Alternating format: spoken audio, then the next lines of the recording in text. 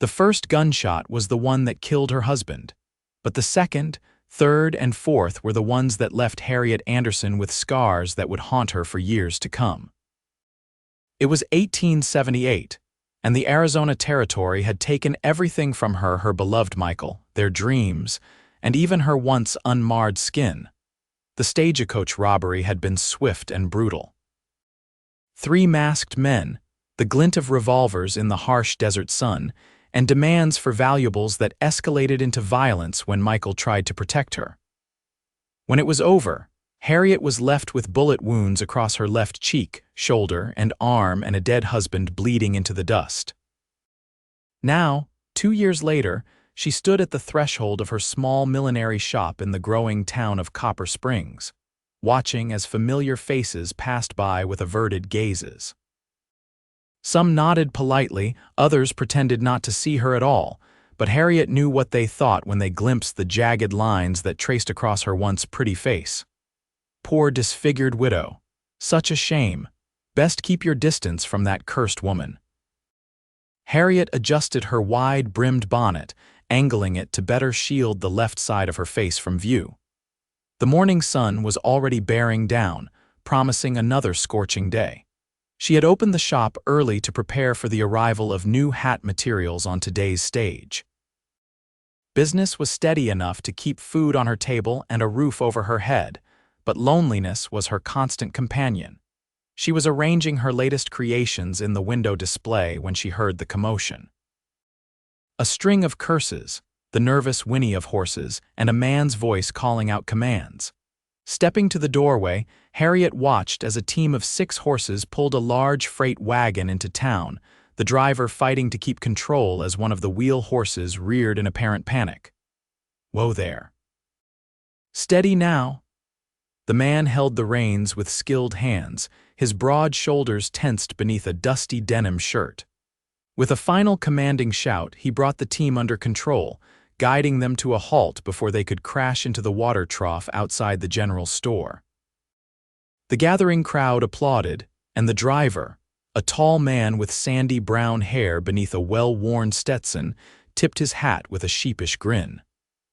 Harriet found herself staring at him longer than was proper, something about his easy confidence drawing her eye. "That's Mason Caldwell," said Martha Hopkins, the baker's wife, suddenly appearing at Harriet's side. "New freight driver contracted to bring supplies from Tucson. Quite handsome, isn't he?" Harriet nodded non-committally and retreated back into her shop, embarrassed to have been caught looking. Men like that weren't for women like her, not anymore. An hour later, the bell above her shop door jingled, and Harriet looked up from her work to find the freight driver himself filling her doorway. Up close, he was even more striking: sun-browned skin, intelligent blue eyes, and a day's worth of stubble on his strong jaw. "Morning, madam," he said, removing his hat. "Mason Caldwell, I'm told this is where I might find the best hats in Copper Springs." Harriet instinctively angled her scarred side away from him. "Harriet Anderson, you were told correctly, Mr. Caldwell. What sort of hat are you looking for?" His eyes lingered on her face for a moment, not with the usual pity or revulsion, but with simple acknowledgement before he gestured to his current headwear. "This one's seen better days. Thought I might treat myself to something that won't blow off at the first sign of a stiff breeze." As he browsed her selection, Harriet found herself speaking more than she usually did with customers. There was something disarming about Mason Caldwell that made her forget momentarily about her scars. "You're new to these parts?" she asked, selecting a few styles she thought might suit him. "Somewhat. Been working the Tucson to Santa Fe route for about 6 months, but they just added Copper Springs to my regular stops." He tried on a dark brown hat with a medium brim. "What do you think? It suits you," she said honestly. "The color complements your eyes." He smiled, and something fluttered in Harriet's chest that she thought had died with Michael. "I'll take it," he said, reaching for his money pouch. As he paid, he added casually, "I'll be in town every 2 weeks from now on. Maybe next time you could show me where a fellow might get a decent meal around here." The invitation caught her off guard. Was he merely being friendly to a new acquaintance, or was there more to it? Either way, Harriet wasn't ready. "The silver saddle serves good food," she said, wrapping his old hat in paper. "Mrs. Donovan makes the best apple pie west of the Mississippi." If he was disappointed by her indirect refusal, he didn't show it. With a tip of his new hat, he thanked her and departed, leaving Harriet wondering if she'd made a mistake. 2 weeks passed quickly. Harriet found herself glancing out her shop window more often than usual on the day Mason was due back in town. When his wagon finally rolled in shortly after noon, she pretended to be busy with inventory. The bell above her door jingled again, and there he stood, his new hat looking broken in and comfortable atop his head. "Still the best purchase I've made in a long while, Mrs. Anderson," he said with an easy smile. "Kept the sun off my neck all the way to Tucson and back." "I'm glad to hear it, Mr. Caldwell." "Mason, please." "Mason, then." An awkward silence fell between them until Mason cleared his throat. "I was wondering if you might reconsider joining me for supper at the Silver Saddle tonight. I've been dreaming about that apple pie you mentioned for 2 weeks straight."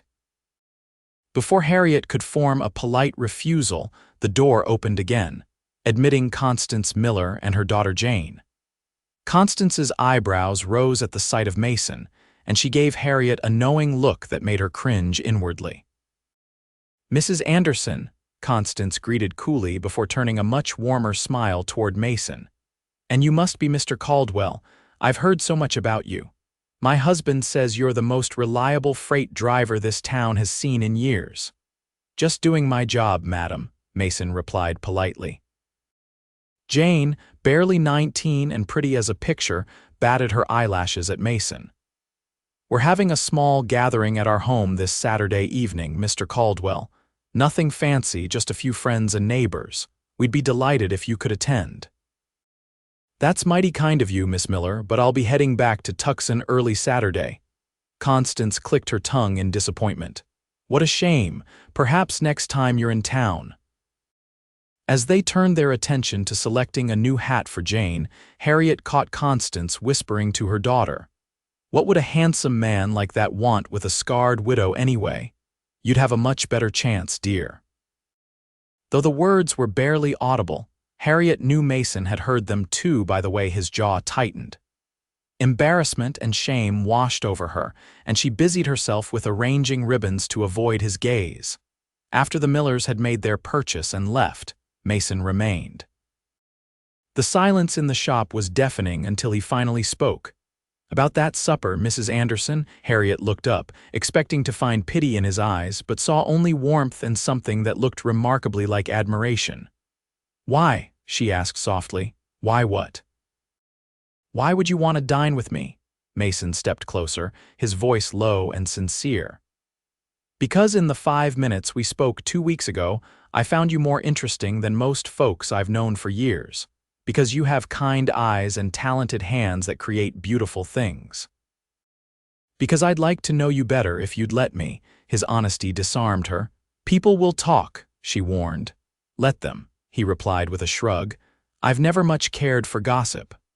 That evening, Harriet found herself seated across from Mason at a corner table in the Silver Saddle.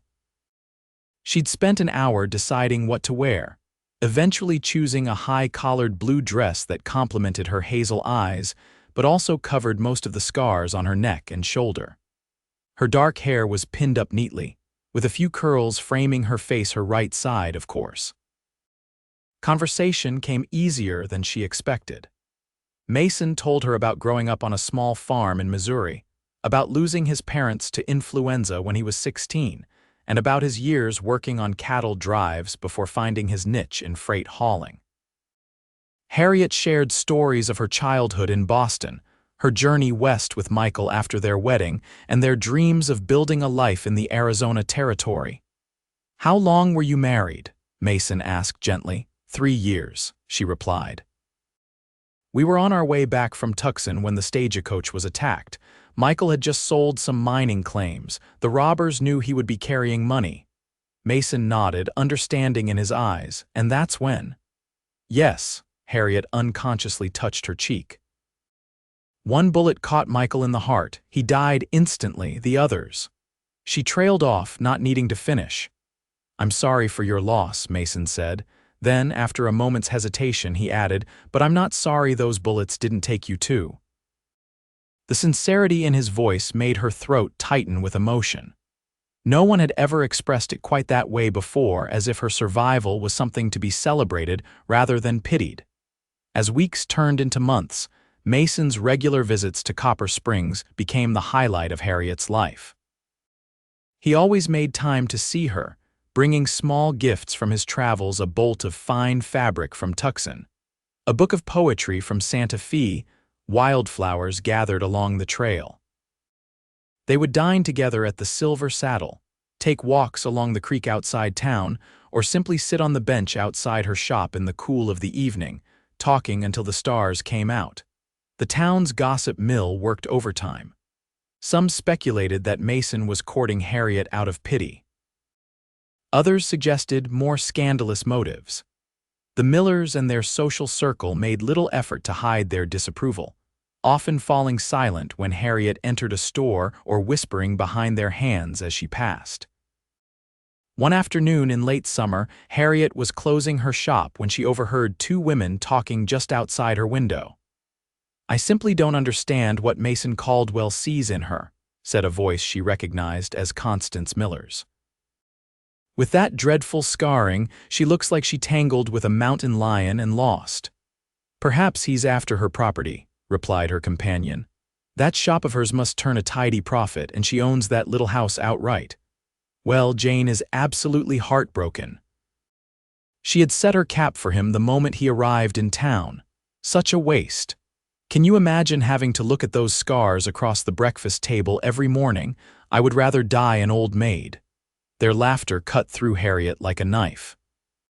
She had been foolish to think that someone as handsome and kind as Mason could truly be interested in her. Perhaps the town gossips were right, he must have ulterior motives. Why else would he spend time with a disfigured widow when he could have his pick of pretty young girls like Jane Miller? When Mason arrived the next day, Harriet was cool and distant, making excuses about being too busy to see him. Confusion clouded his features, but he didn't press her, simply saying he would call again before he left town. For 3 days, Harriet avoided him, sending her shop assistant to deal with him when he came by. On the 4th day, she looked up from her work to find him standing in her shop, determination written across his face. "I'm leaving for Tucson in an hour," he said without preamble, "and I'm not going until you tell me what's wrong." Harriet set down her scissors. "Nothing's wrong, Mr. Caldwell, I've simply been busy." "It's Mason, remember, and that's not true. You've been avoiding me and I want to know why." The hurt in his eyes made her resolve waver, but the memory of Constance's cruel words strengthened her again. "Perhaps it's best if we don't continue our friendship. People are talking. People always talk. I thought we agreed not to care about that." "It's different for you," she said, her voice barely above a whisper. "You'll move on eventually. I have to live here." Mason stepped closer, his expression serious. "Is that what you think, that I'm just passing through your life? That this whatever is between us doesn't mean as much to me as it does to you? I think," Harriet said carefully, "that you could have your pick of women far more suitable than a scarred widow who's 5 years your senior." "More suitable?" Mason's voice rose slightly. "By whose standards?"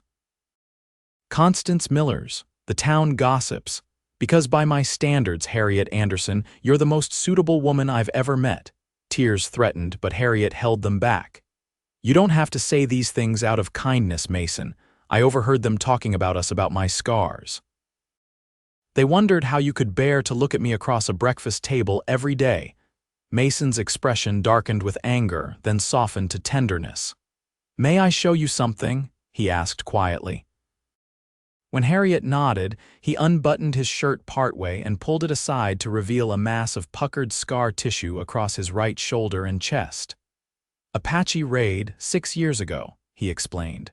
"Arrow went clean through. Doctor said I was lucky to keep the arm." Before she could respond, he rolled up his left sleeve to show another scar running from elbow to wrist. "Cattle drive to Kansas. Spooked Steer caught me with its horn. Then, removing his hat, he parted his hair to reveal a thin white line along his scalp. Bar fight in Dodge City. Fellow took exception to me winning at cards. Harriet stared at him, speechless. We all have scars, Harriet, he said gently. Some are just more visible than others. Your scars tell me you're a survivor, that you faced death and chose to live to build something new from the ashes. Every time I look at you, I don't see something to pity, I see courage. A tear slipped down Harriet's cheek, and Mason reached out to brush it away with his thumb. I've been half in love with you since that first day in your shop, he confessed. And fully in love with you since our first supper at the Silver Saddle. Mason, Harriet breathed, hardly daring to believe what she was hearing. The things they say, let them talk, he said fiercely. I don't give a damn what Constance Miller or anyone else thinks. I only care what you think. Do you have feelings for me, Harriet? Because if you don't, I'll tip my hat and walk away right now, but if you do— I do, she whispered, the admission both terrifying and liberating. I have for months. Relief washed over his face, followed by joy. Slowly, telegraphing his intentions, he leaned forward and pressed his lips to hers in a gentle kiss. When they parted, Mason rested his forehead against hers. I have to make this run to Tucson, he said regretfully. But when I come back, we need to talk about the future. Our future, if you want that. Harriet nodded, too overwhelmed for words. As he left for his journey, she felt lighter than she had in years, as if a weight had been lifted from her shoulders. The next 2 weeks crawled by. Harriet threw herself into her work, creating her most beautiful hats yet, inspired by a newfound happiness she hadn't thought possible after Michael's death. She found herself humming as she worked, earning surprised glances from her assistant and customers alike. Not even Constance Miller's cold shoulder at church or Jane's tearful glares could dampen her spirits. For the first time since the stagecoach robbery, Harriet felt truly alive again. The day of Mason's expected return dawned bright and clear. Harriet woke early, taking extra care with her appearance. She wore her hair slightly differently, allowing a few curls to fall on her left side rather than hiding her scarred cheek completely. It was a small act of defiance against her own insecurities, inspired by Mason's words about her courage. By noon, there was still no sign of his wagon. By late afternoon, concern began to gnaw at her. Freight drivers were often delayed, she told herself. Bad roads, broken wheels, any number of ordinary setbacks could explain it. As dusk fell with no word, Harriet closed her shop and walked to the telegraph office. The operator, a kindly older man named Walters, looked up as she entered. "Evening, Mrs. Anderson. Something I can help you with." I was wondering if there had been any messages about the freight delivery from Tucson. Mr. Caldwell was due today. Walters frowned. Nothing official, but there's talk of Apache activity south of here. Army patrol found a burned-out wagon yesterday about 30 miles from town. No sign of the driver. Harriet's heart nearly stopped. Was it? Did they know whose wagon it was? Can't say for certain. News came secondhand from a cavalry lieutenant passing through. His expression softened at the sight of her pale face. Now don't you worry too much, Mrs. Anderson. Mason Caldwell's got more lives than a cat, from what I hear. Probably just delayed is all. Harriet thanked him and stepped outside, her mind racing with terrible possibilities. She had only just found love again, surely fate couldn't be cruel enough to take it away so quickly. For 3 days, Harriet alternated between hope and despair. She kept her shop open, worked on her orders, and prayed more fervently than she had since Michael's death. On the 4th day, just as she was closing up, the town's lone deputy came running down the street, riders coming in. He shouted to anyone who would listen. Army patrol with a civilian. Harriet's heart leaped into her throat. She abandoned her closing routine and hurried outside, straining to see through the gathering dusk. A small group of mounted men was approaching, dust rising behind them in the fading light. As they drew closer, she could make out the blue uniforms of cavalry soldiers, and in their midst, a figure slumped forward in the saddle. The patrol clattered to a halt outside the doctor's house across the street. As two soldiers helped the civilian dismount, Harriet caught a glimpse of sandy hair and a familiar profile. Despite the distance, she could see that Mason's face was bruised, his clothes torn and blood-stained, but he was alive. She wanted to run to him immediately, but held back, watching as the soldiers helped him into the doctor's house. This wasn't the time or place for an emotional reunion. Instead, she returned to her shop, locked up properly, and then walked with as much dignity as she could muster across to the doctor's residence. Dr. Reynolds' wife answered the door, her expression softening when she saw Harriet. "He's going to be all right," she said before Harriet could even ask. "Dehydrated, 2 cracked ribs and a nasty gash on his leg, but nothing that won't heal. The doctor's with him now." "What happened?" Harriet asked, her voice steadier than she felt. "Apache raid on his wagon, from what the soldiers said. They took the supplies but left him alive. He managed to walk nearly 20 miles before the patrol found him." Mrs. Reynolds shook her head in admiration. "Remarkable man, your Mr. Caldwell. May I see him?" "Let the doctor finish patching him up. Come back in an hour, he should be settled by then." That hour was the longest of Harriet's life. She returned to her small house, washed her face, changed her dress, and tried unsuccessfully to calm her racing thoughts. When she finally returned to the doctor's house, it was fully dark, the town quiet except for the piano music drifting from the saloon 2 blocks away. Dr. Reynolds himself let her in this time. "He's asking for you," the doctor said with a knowing smile. "Not too long, mind, he needs rest."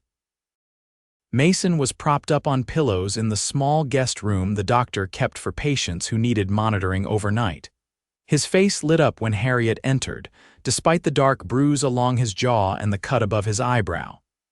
"There she is," he said, his voice rough but warm. "The prettiest hat maker in all of Arizona Territory." Harriet crossed to his bedside, taking his outstretched hand in both of hers. "You scared me half to death," she scolded gently. "I thought I'd lost you."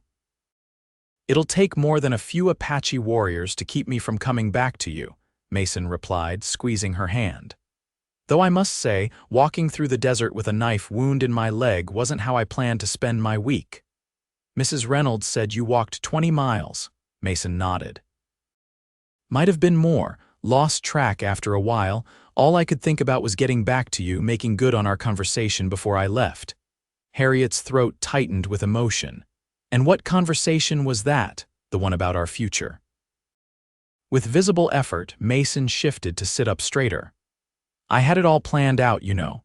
Was going to bring you back a silver ring from that Mexican silversmith in Tucson, take you up to Widow's Peak at sunset, get down on one knee all proper-like."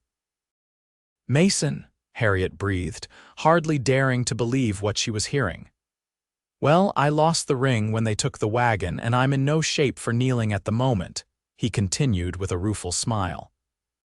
"But I'm not waiting another day, not after nearly dying out there with words unsaid between us." He took a deep breath. "Harriet Anderson, I love you. Will you marry me?" Joy bubbled up inside her, but doubt followed close behind. "Are you certain? Your head's been rattled pretty badly." Mason chuckled, then winced at the pain it caused. "My head's fine. It's my heart that's been rattled ever since the day I walked into your shop. I want to wake up beside you every morning, scars and all. I want to build a life with you, so what do you say?" Harriet leaned forward and pressed her lips to his in a gentle kiss. "Yes," she whispered against his mouth. "Yes, I'll marry you." The wedding took place 6 weeks later after Mason had fully recovered. It was a small affair at the town's modest church with only a few friends in attendance. Harriet wore a cream-colored dress she had made herself, and a small hat adorned with silk flowers and a short veil that didn't quite hide her scars intentionally so. The town's reaction was mixed. Some, like Dr. and Mrs. Reynolds, were genuinely happy for them. Others, particularly the Millers and their social circle, made their disapproval known through pointed absences and whispered comments. But as Mason had said, they didn't give a damn what others thought. Their first evening as husband and wife, alone in Harriet's small house that was now their home, Mason took her face gently between his hands. With infinite tenderness, he kissed the scar that ran along her left cheek. "Beautiful," he murmured. He moved to the smaller scar near her temple. "Beautiful?" Then to the one that disappeared beneath her nightgown at her collarbone. "Beautiful." Tears welled in Harriet's eyes as Mason continued, kissing each visible mark left by that terrible day 2 years ago, whispering the same word each time. When he had finished, he looked into her eyes with such love that her heart felt close to bursting. "Every scar tells a story of survival," he said softly. "And yours tell me that you're the strongest, most beautiful woman I've ever known." "I never thought I could be happy again after Michael," Harriet confessed, running her fingers through Mason's hair. "I thought that part of my life was over." "Life has a way of surprising us," Mason replied.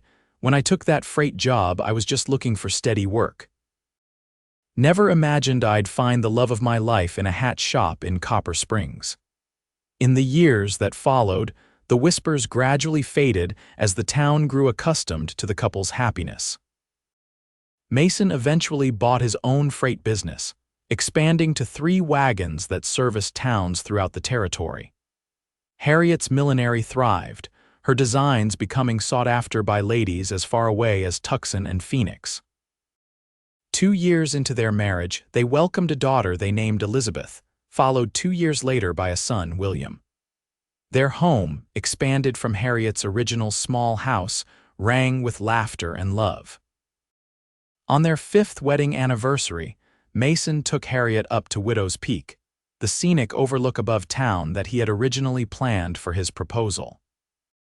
As the sun set in a blaze of orange and purple over the desert, he presented her with a silver ring set with turquoise, a replacement for the one lost during the Apache raid years before. "Still the most beautiful woman I've ever seen," he said, sliding the ring onto her finger alongside her wedding band. Harriet touched the scars on her cheek, now faded somewhat with time but still clearly visible. Once a source of shame, they had become simply another part of her, neither hidden nor emphasized.